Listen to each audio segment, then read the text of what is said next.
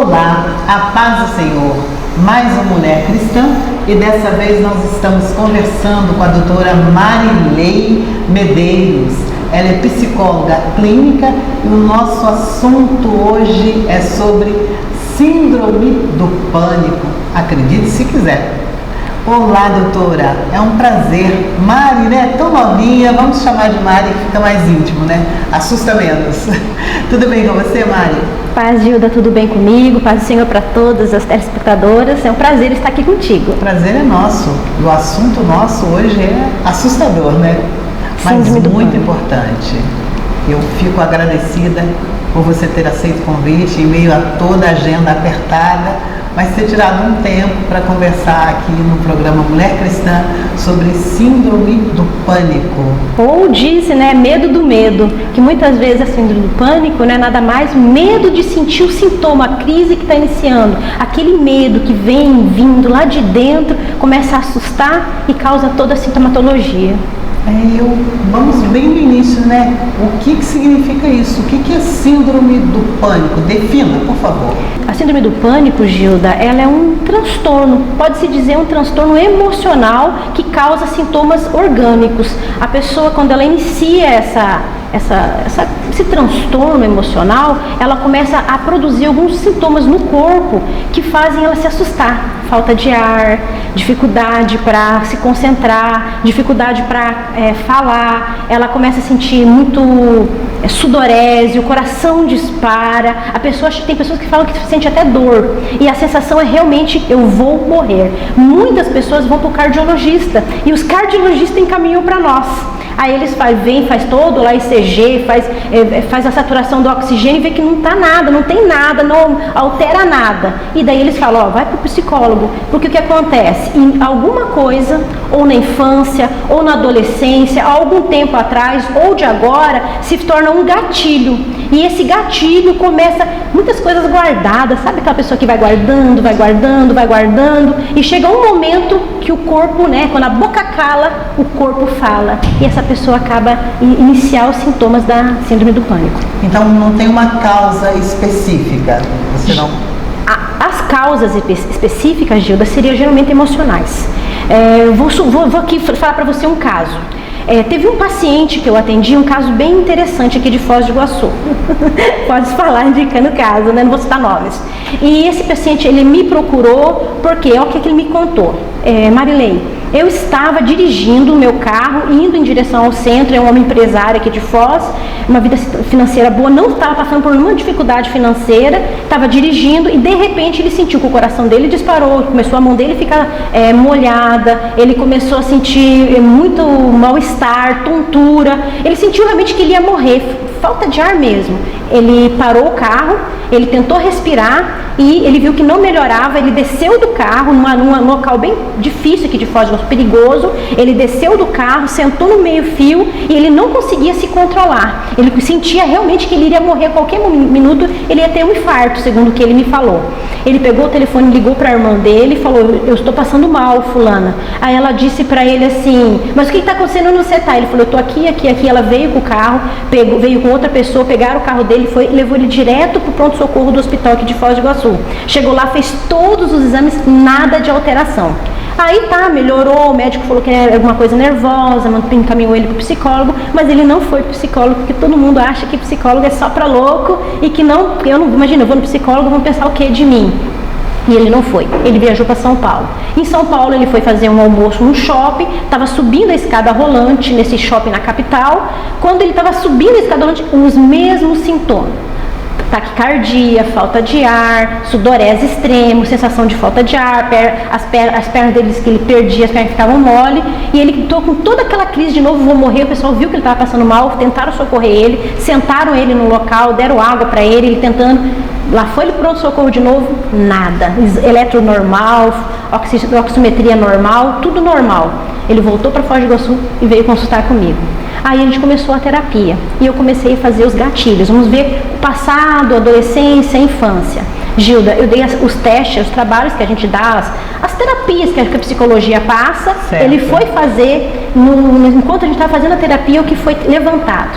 Há muito tempo atrás, quando ele era menino, ele era um adolescente, tinha 16 anos de idade, ele tinha problemas seríssimos com o pai dele. O pai era um pai ausente, um pai agressivo, que batia, que machucava. Era um pai que nunca era aquele pai acolhedor, o pai amigo, o pai que joga bola. Ele sempre foi um pai ausente, o pai desse menino, desse homem hoje, né? E ele tratava muito mal. Então ele dava graças a Deus quando o pai saía. E o pai viajava muito, saía para lá, tipo um viajante, caixeiro viajante, que vive viajando, comprando coisas.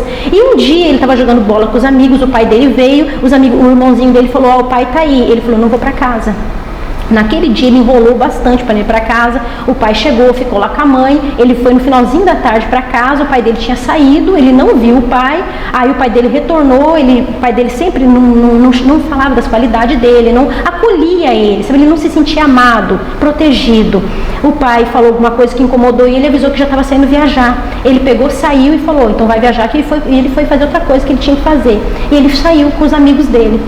E o pai dele viajou. E naquela noite o pai dele morreu. Ai. E o que aconteceu? Ele guardou aquilo no coração dele, que ele não conseguiu falar com o pai dele.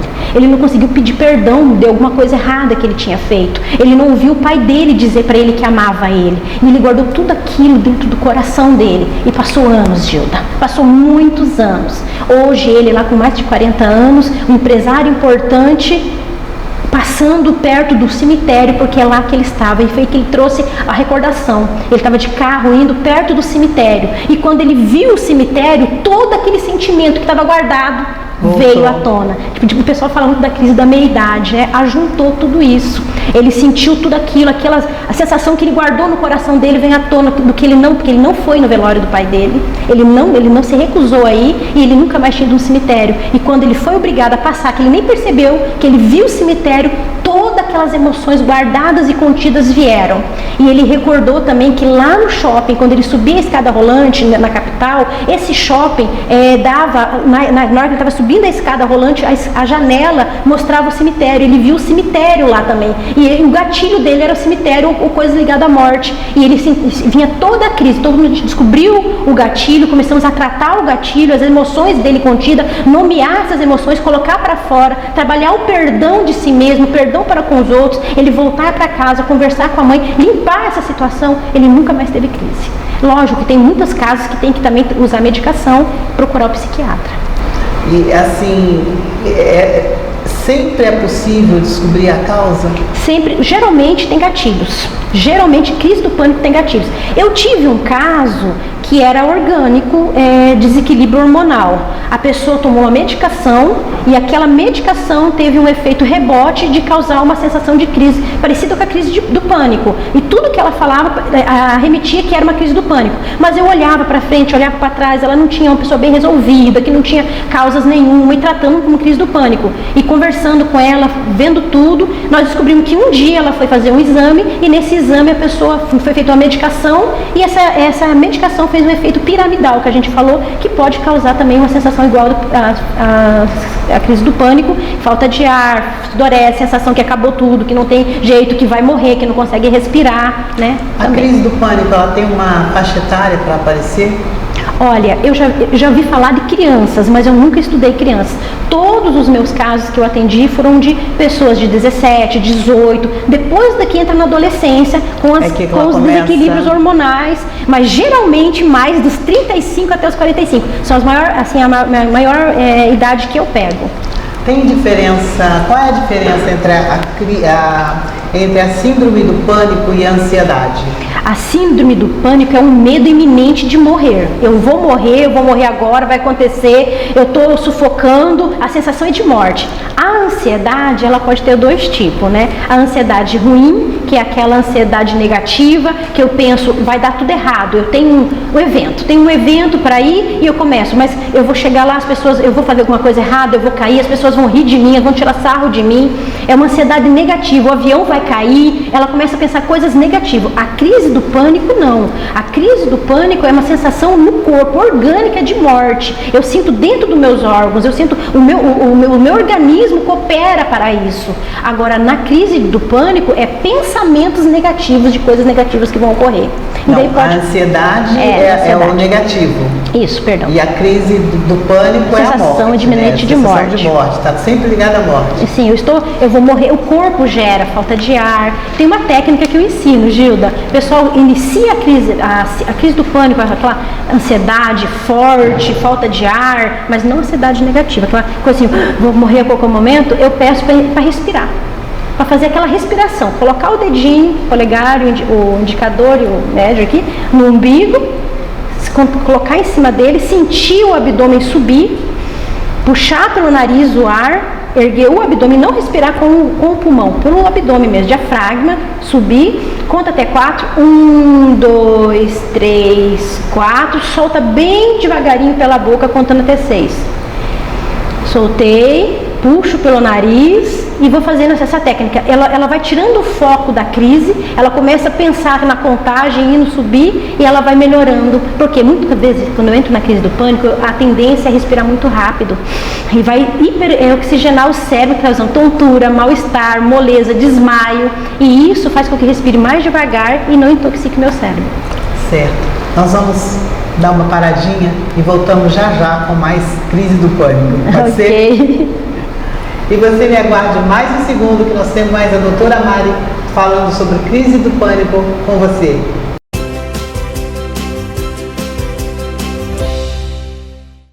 João Batista, o pregador politicamente incorreto. Conheça o pregador destemido que revolucionou o seu tempo e possuía o segredo de uma pregação bem-sucedida. Uma obra do pastor Ciro Zibordi, a primeira de uma série de 7 livros de pregadores bíblicos. Adquira agora mesmo pelo nosso site www.cpad.com.br ou pelo 0800 021 7373. João Batista, o pregador politicamente incorreto. Mais um produto com a qualidade CPAD.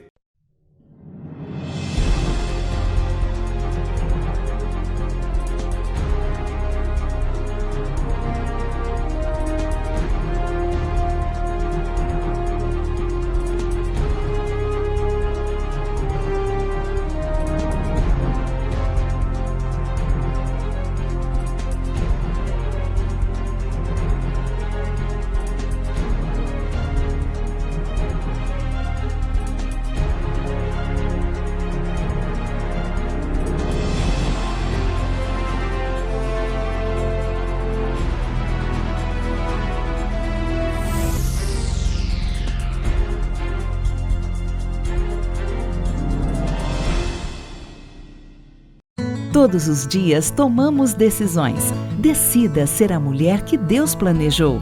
Leia as 10 melhores decisões que a mulher deve tomar e encontre o seu lugar no plano de Deus. Um produto com a qualidade CPAD.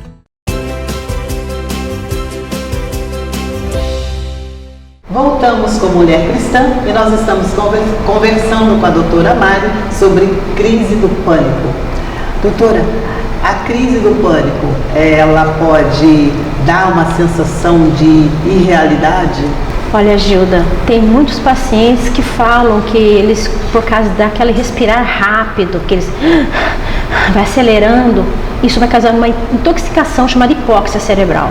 E isso pode causar a pessoa ter visagem, vultos, alucinações. Pode ter uma sensação de irrealidade, sim, que tem algumas coisas perseguindo ela, aí vem os pensamentos negativos, né? Pode causar.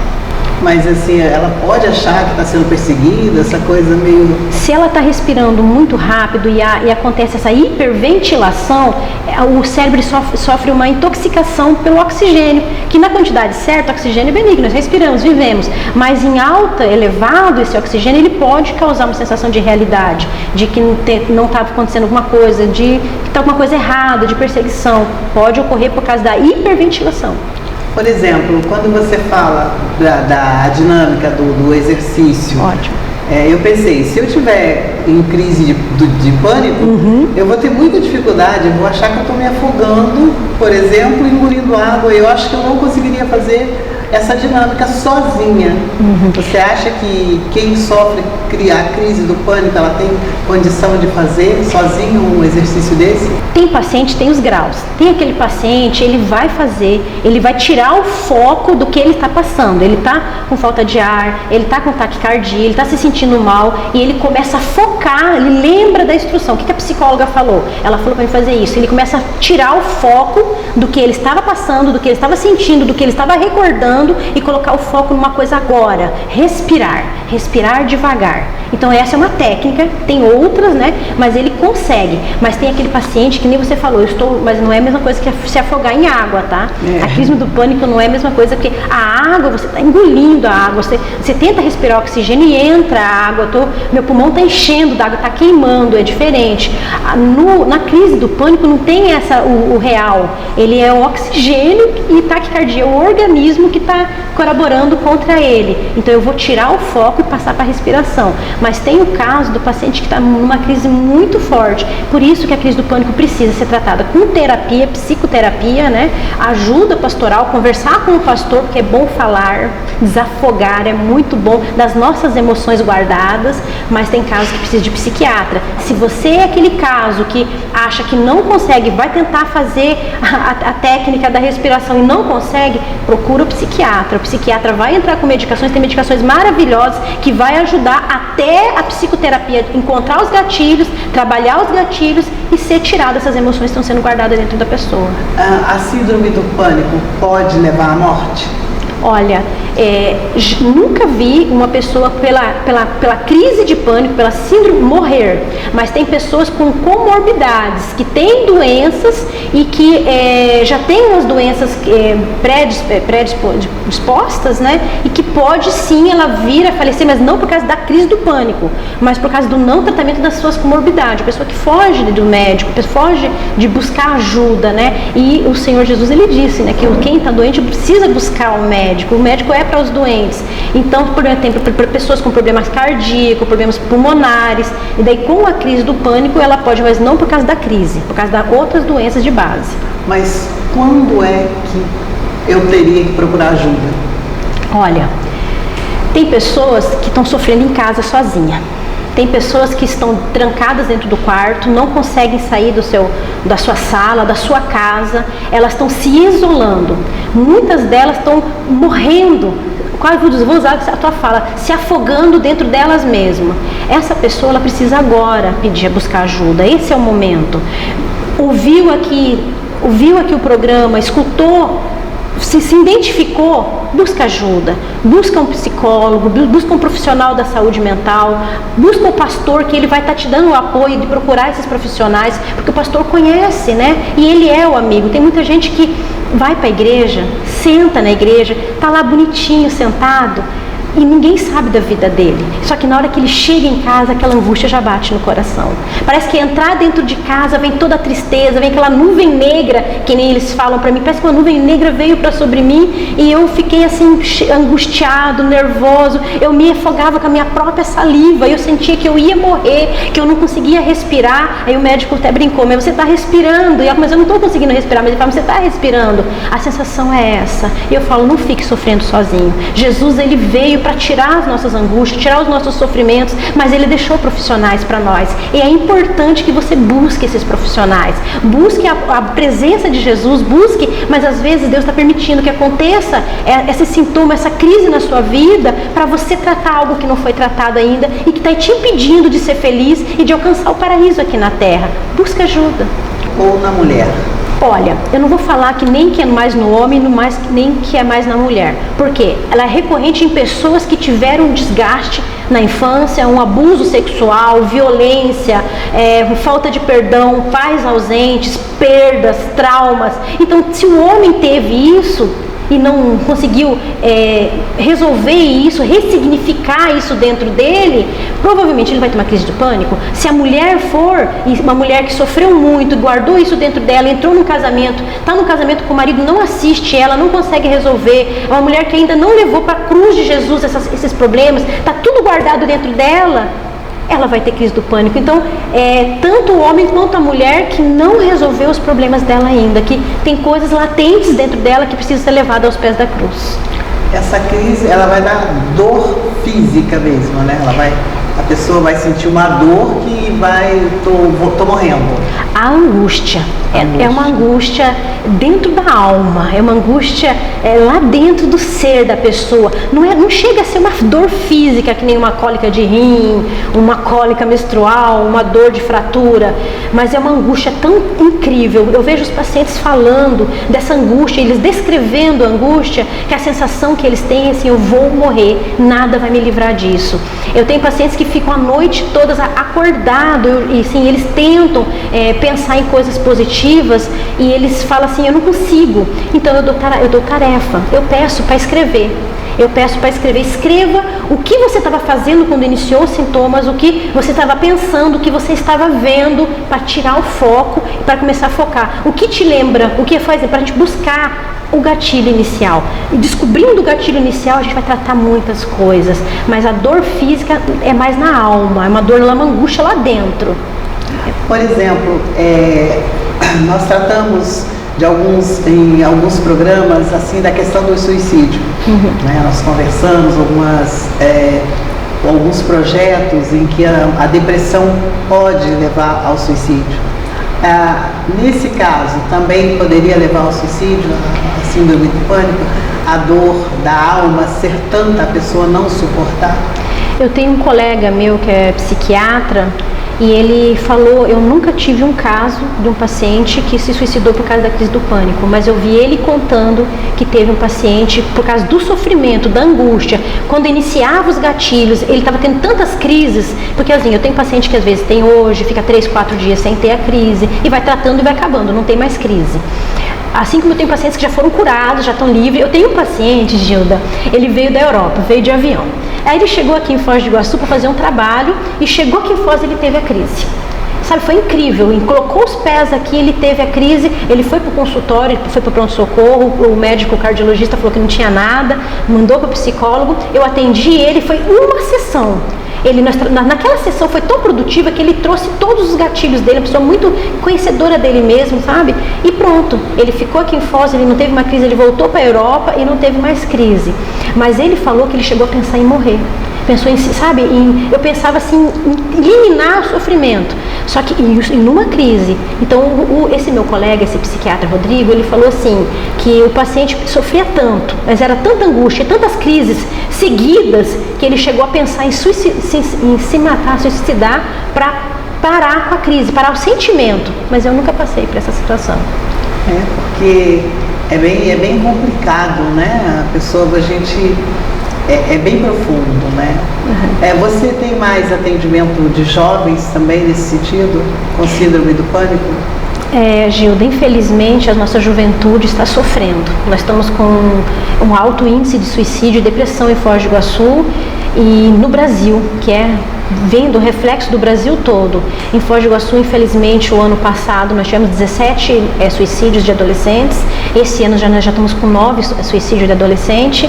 E entre esses adolescentes, teve adolescentes que tiveram crise de pânico, que passaram mal, que foram para o pronto-socorro, não foram atendidos da forma que deveria o protocolo, não quero falar mal, mas assim, acabou sendo perdido, não foi certo, e ele se suicidou. E ele tinha crise do pânico. Aqui, nos nossos adolescentes, muitos estão tendo depressão, angústia, ideação suicida, estão tendo crise de pânico, nível de ansiedade elevado e não estão sabendo trabalhar com isso. Eu tenho pego vários adolescentes com ansiedade, com depressão e alguns com crise do pânico.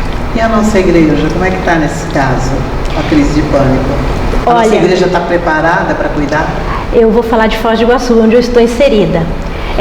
Por causa desse alto número de suicídios, nós criamos aqui em Foz do Iguaçu um projeto chamado Desabafa-E, do pastor e psicólogo Douglas, que é um show, uma pessoa maravilhosa para trabalhar, é nosso coordenador de adolescentes no campo de Foz do Iguaçu, e nós temos em Foz 4 psicólogos que trabalham diretamente com isso, a igreja, para ajudar a nossa cidade, a sociedade, a igreja desenvolveu o projeto e nós atendemos adolescentes por celular. Nós disponibilizamos 4 números de celular com WhatsApp, os jovens e adolescentes podem ligar quando estão passando pela crise de ansiedade, crise de pânico, qualquer dúvida, qualquer dificuldade de ação suicida, eles podem ligar, nós atendemos, são 4 psicólogos e nós conversamos e fazemos um aconselhamento por telefone para os jovens de Foz do Iguaçu e alguns de fora de Foz, porque já pegamos de São Miguel, de Medianeira, né, que ligaram para nós. E ali, assim, é a igreja que está disponibilizando para a cidade de Foz do Iguaçu, para a sociedade, né, para os evangélicos, para os não evangélicos. E como funciona esse projeto de vocês? Então, é disponibilizado 4 números de telefone com WhatsApp, eles podem ligar ou mandar o WhatsApp. Se há alguma coisa urgente, a gente tenta responder o mais rápido possível o questionamento que eles estão colocando ali, a fala que eles estão colocando. Se é uma coisa, uma pergunta, uma dúvida, a gente tem de 12 a 24 horas para responder, dependendo do que está ali. E nós temos uma equipe de suporte, nós temos os 4 psicólogos e outros que ficam de suporte. Então, nesse momento, eu estou de serviço, eu não posso atender, um dos outros psicólogos ajuda, e se não pode, eles passam para os outros que vão entrar com atendimento. Nós tivemos o caso de uma jovem que estava se automutilando, ela se cortava e ela ligou porque ela tinha uma ansiedade muito grande, ela sentia que nada dava certo, que a vida dela não tinha valor, ela se sentia desvalorizada. Nesse caso, a gente atendeu ela, deu resposta para ela e pedimos se ela aceitava uma visita. Ela aceitou, foi uma equipe na casa dela, conversou e ela só sabe, se sentir atendida, escutada, valorizada na sua angústia, resolveu a dificuldade. Muito obrigada. Mari, nós chegamos ao final do nosso programa de hoje. Eu gostaria que você deixasse uma mensagem como profissional da área, com um assunto tão delicado que nós tratamos agora de síndrome do pânico no geral. Uma visão que você tem de um SOS, um alerta para a liderança, para os pais, nesse sentido. Eu peço assim que a saúde mental ela é muito importante. Se uma pessoa ela cai e quebra a perna, a gente busca ajuda no ortopedista. Se a pessoa está com problema no coração, busca o cardiologista. E eu peço para você, se a tua dificuldade está aqui na mente, pensamentos negativos que estão trazendo transtorno para o seu corpo, sua boca cala, o seu corpo está falando. Antes que isso fique mais grave, busque ajuda. Mãe, busque ajuda para o seu pai. Tem muitas mães que não estão vendo o filho trancado dentro do quarto, que não fica na sala, que fica lá fechado e o filho está com ideias suicidas, ideias de angústia, de negatividade, pensando em morrer, em solidão, se sentindo desvalorizado. Se você, mulher, está se sentindo desvalorizada, desamparada, não tem mais vontade de sair de casa, busque a ajuda de um profissional. E uma coisa muito importante, se você está pensando só que vai dar errado, que vai dar negativo, eu quero dizer para você, tenha pensamentos positivos. Jesus, ele morreu na cruz pelos teus pecados, mas morreu por você também. Ele quer dar um jeito nesse sentimento negativo, ele tem libertação para você. Ela começa de dentro para fora. Ora, dobra o teu joelho, conversa com Deus, tira o foco do sentimento negativo e traga para dentro de você essa esperança. A Bíblia, ela fala para você colocar pensamentos positivos na sua mente, trazer à mente o que te traz esperança. O que te traz esperança? Saiba que tem alguém que morreu por você, que te ama demais e ele não vai abrir mão de você. Busque ajuda. Doutora, muito obrigada. Nós gostaríamos de contar sempre com a tua presença no programa Mulher Cristã, com essa ajuda valiosa, dando esclarecimento, fazendo palestra, respondendo perguntas, e que Deus amplie o seu trabalho nesta área, não só em Foz do Iguaçu, mas em qualquer região aí do Brasil, que com certeza a sociedade está necessitada das suas orientações. Deus abençoe. Muito obrigada pela colaboração no nosso programa. Amém. Deus abençoe, Gilda. É um prazer estar aqui. Pode contar comigo. E você que me fez companhia, Deus abençoe. Um grande abraço. Até o próximo programa.